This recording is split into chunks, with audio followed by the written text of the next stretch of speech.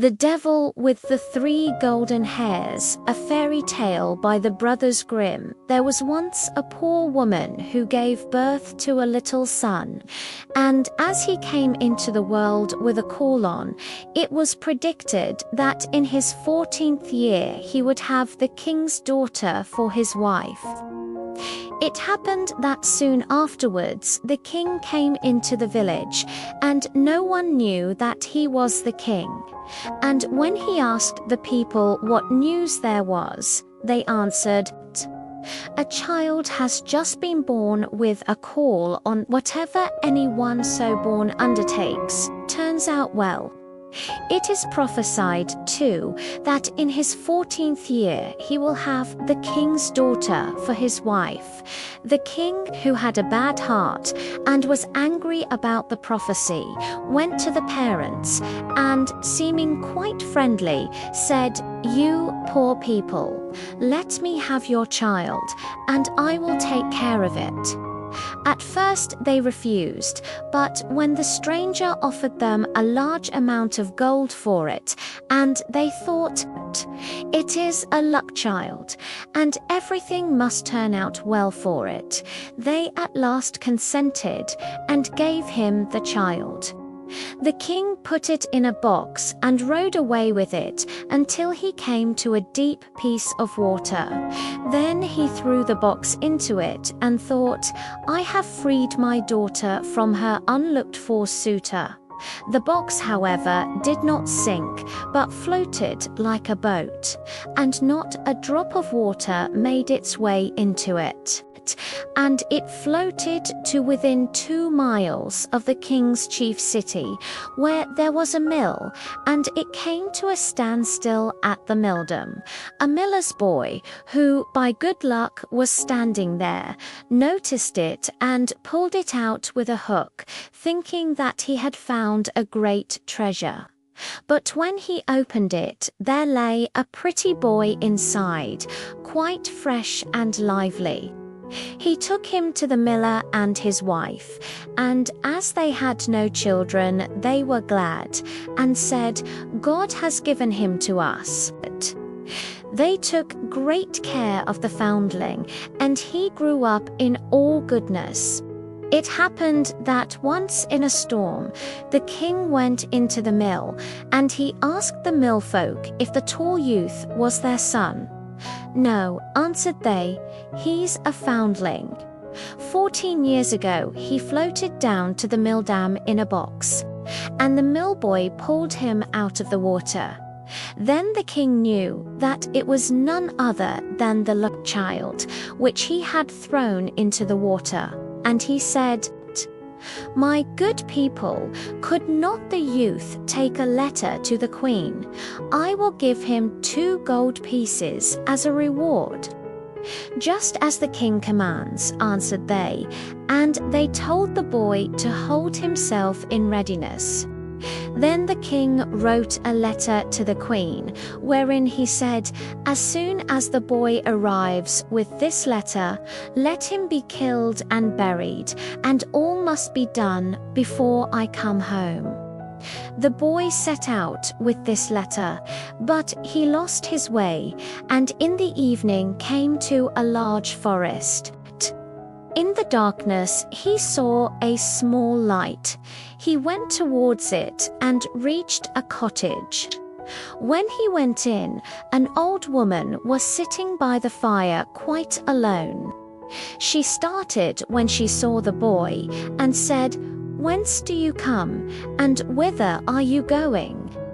"I come from the mill," he answered, "and wish to go to the queen, to whom I am taking a letter. But as I have lost my way in the forest, I should like to stay here overnight." "You poor boy," said the woman, "you have come into a den of thieves, and when they come home they will kill you."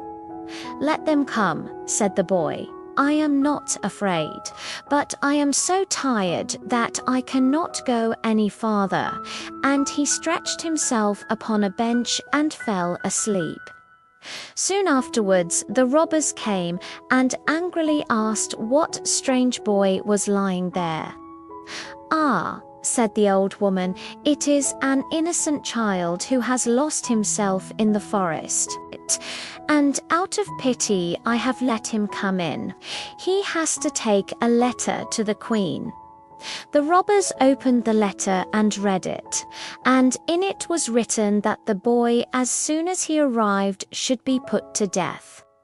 Then the hard-hearted robbers felt pity, and their leader tore up the letter and wrote another, saying that as soon as the boy came, he should be married at once to the king's daughter. Then they let him lie quietly on the bench until the next morning, and when he awoke, they gave him the letter and showed him the right way.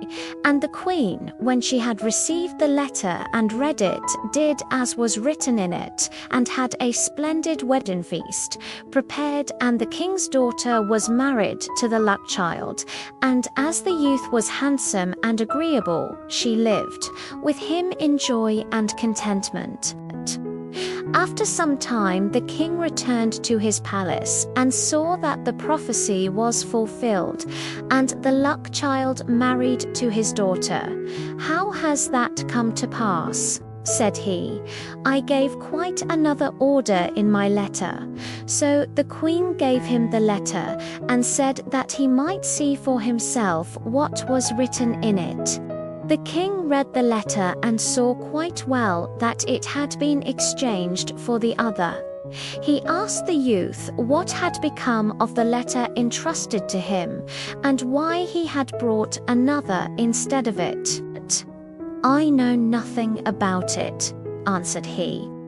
"It must have been changed in the night, when I slept in the forest." The king said in a passion, "You shall not have everything quite so much your own way. Whosoever marries my daughter must fetch me from hell 3 golden hairs from the head of the devil.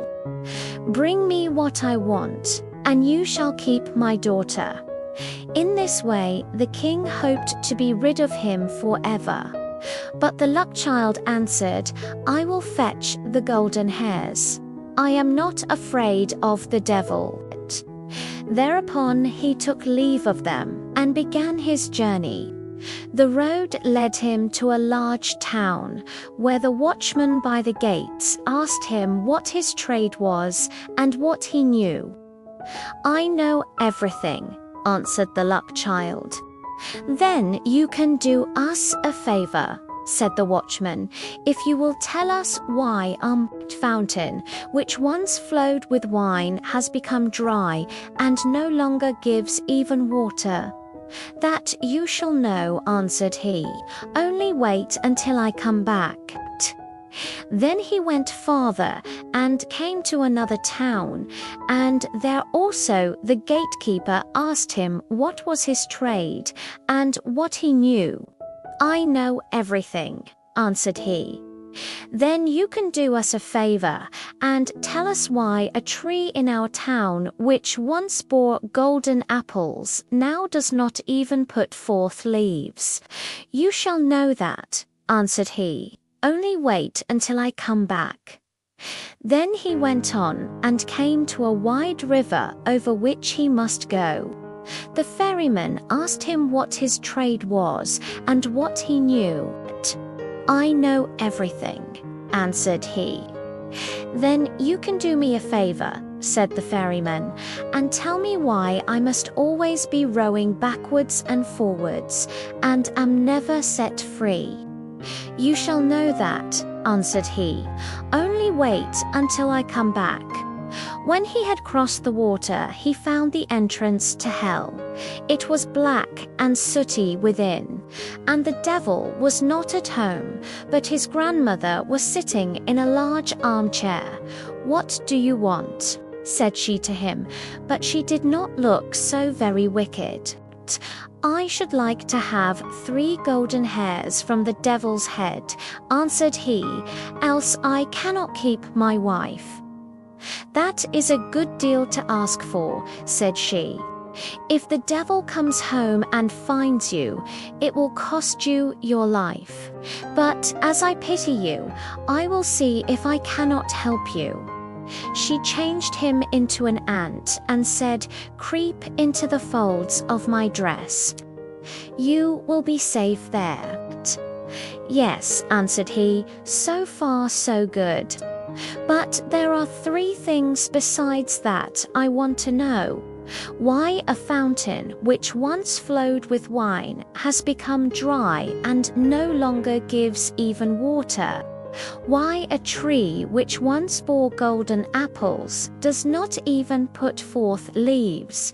And why a ferryman must always be going backwards and forwards and is never set free?" "Those are difficult questions," answered she, "but only be silent and quiet and pay attention to what the devil says when I pull out the 3 golden hairs." When he had crossed the water, he found the entrance to hell. It was black and sooty within, and the devil was not at home, but his grandmother was sitting in a large armchair. "What do you want?" said she to him, but she did not look so very wicked. "I should like to have 3 golden hairs from the devil's head," answered he, "else I cannot keep my wife." "That is a good deal to ask for," said she. "If the devil comes home and finds you, it will cost you your life. But as I pity you, I will see if I cannot help you." She changed him into an ant and said, "Creep into the folds of my dress. You will be safe there." "Yes," answered he, "so far so good. But there are 3 things besides that I want to know. Why a fountain which once flowed with wine has become dry and no longer gives even water? Why a tree which once bore golden apples does not even put forth leaves? And why a ferryman must always be going backwards and forwards and is never set free?" "Those are difficult questions," answered she, "but only be silent and quiet and pay attention to what the devil says when I pull out the 3 golden hairs." As the evening came on, the devil returned home. No sooner had he entered than he noticed that the air was not pure. "I smell man's flesh," said he. "All is not right here." Then he pried into every corner and searched, but could not find anything. His grandmother scolded him. "It has just been swept," said she, "and everything put in order, and now you are upsetting it again. You have always got man's flesh in your nose. Sit down and eat your supper." When he had eaten and drunk, he was tired, and laid his head in his grandmother's lap, and before long he was fast asleep, snoring and breathing heavily. Then the old woman took hold of a golden hair, pulled it out, and laid it down near her. "Oh," cried the devil, "what are you doing?" "I have had a bad dream," answered the grandmother, "so I seized hold of your hair." "What did you dream then?" said the devil. "I dreamed that a fountain in a marketplace from which wine once flowed was dried up, and not even water would flow out of it." "What is the cause of it?" "Oh ho, if they did but know it," answered the devil. "There is a toad sitting under a stone in the well. If they killed it, the wine would flow again. He went to sleep again and snored until the windows shook. Then she pulled the 2nd hair out." "Ha! What are you doing?" cried the devil angrily. "Do not take it ill," said she. "I did it in a dream." "What have you dreamt this time?" asked he. I dreamt that in a certain kingdom there stood an apple tree which had once borne golden apples, but now would not even bear leaves. What, think you, was the reason? Oh, if they did but know, answered the devil. A mouse is gnawing at the root. If they killed this, they would have golden apples again. But if it gnaws much longer, the tree will wither altogether. But leave me alone with your dreams. If you disturb me in my sleep, again you will get a box on the ear. The grandmother spoke gently to him until he fell asleep again and snored. Then she took hold of the third golden hair and pulled it out. The devil jumped up, roared out, and would have treated her ill if she had not quieted him once more and said, "Who can help bad dreams?" "What was the dream then?" asked he, and was quite curious.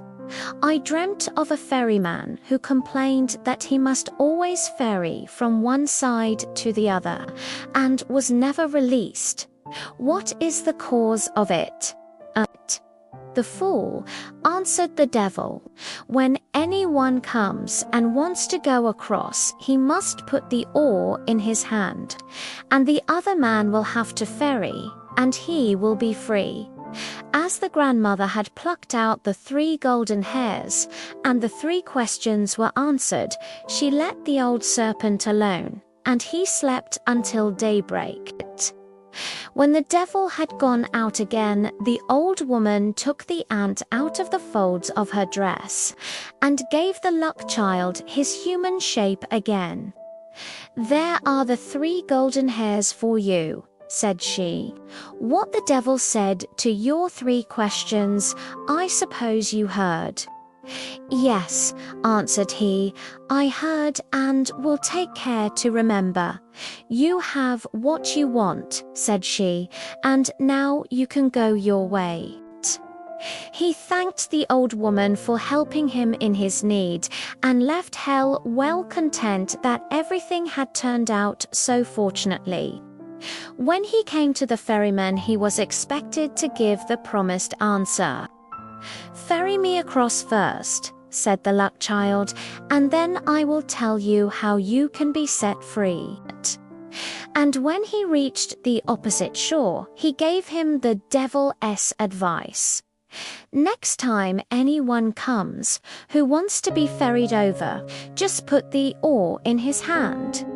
He went on and came to the town wherein stood the unfruitful tree, and there too the watchman wanted an answer. So he told him what he had heard from the devil. "Kill the mouse which is gnawing at its root, and it will again bear golden apples." Then the watchman thanked him and gave him as a reward 2 asses laden with gold, which followed him. At last he came to the town whose well was dry. He told the watchman what the devil had said. "A toad is in the well beneath a stone. You must find it and kill it, and the well will again give wine in plenty." The watchman thanked him, and also gave him 2 asses laden with gold. At last the luck child got home to his wife, who was heartily glad to see him again, and to hear how well he had prospered in everything. To the king he took what he had asked for, the devil's 3 golden hairs. And when the king saw the 4 asses laden with gold, he was quite content, and said, "Now all the conditions are fulfilled, and you can keep my daughter. But tell me, dear son-in-law, where did all that gold come from? This is tremendous wealth." "I was rowed across a river," answered he, "and got it there. It lies on the shore instead of sand. Can I too fetch some of it?" said the king, and he was quite eager about it. "As much as you like," answered he. "There is a ferryman on the river. Let him ferry you over, and you can fill your sacks on the other side." The greedy king set out in all haste, and when he came to the river, he beckoned to the ferryman to put him across. The ferryman came and bade him get in, and when they got to the other shore, he put the oar in his hand and sprang out. But from this time forth the king had to ferry as a punishment for his sins. Perhaps he is ferrying still. If he is, it is because no one has taken the oar from him.